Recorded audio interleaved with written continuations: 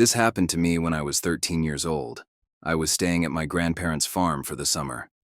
Their place was isolated, surrounded by miles of cornfields and woods. As a city kid, I loved the change of scenery, playing outside all day, and helping with chores made me feel independent. But what happened one evening changed the way I saw that farm forever. It was late July, and one of my nightly chores was to take table scraps out to the chicken coop after dinner. The sun had just set, and the sky was fading into a deep orange. I grabbed the bucket of leftovers and headed out to the coop. The chickens clucked softly as I dumped the food into their feeder, and I stood there for a moment, watching them. That's when I heard it. Hey, over here. The voice came from the cornfield just beyond the coop.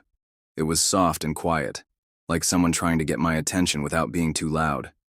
I froze. My grandparents' property was private, and they didn't get visitors. I stared, at the edge of the cornfield, where the tall stalks swayed slightly in the breeze. "Hello?" I called out, thinking maybe it was one of the neighbors. The voice answered. Can you help me? I'm lost. It sounded like a man, but his voice was shaky, almost off. My stomach churned. Why would someone be wandering around in a cornfield at night? "Who are you?" I asked, my voice trembling. Just come here. The voice said, softer now. I took a step closer to the edge of the cornfield, squinting to see through the stalks. That's when I saw movement. Just a quick flash of something dark shifting deeper into the rows. My heart was pounding. "No, you come out here," I said, trying to sound braver than I felt. The voice was silent for a moment. Then it said, "Come here, kid, I won't hurt you." That's when I knew something was seriously wrong. I turned to run back to the house, but before I could move, I heard heavy footsteps behind me. I whipped around just in time to see a man burst out of the cornfield. He was tall and thin, wearing dirty clothes, and his face was covered in stubble.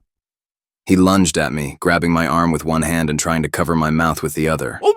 I panicked and started kicking and thrashing as hard as I could. I managed to bite down on his hand, and he let out a sharp yell, loosening his grip. I twisted free and fell to the ground, scrambling backward as he tried to grab me again. "Help!" I screamed at the top of my lungs. The porch light flipped on, and I saw my grandpa step outside holding his shotgun. He shouted something I couldn't make out, and the man froze. For a second, we just stared at each other. Then, he turned and bolted back into the cornfield, disappearing into the stalks.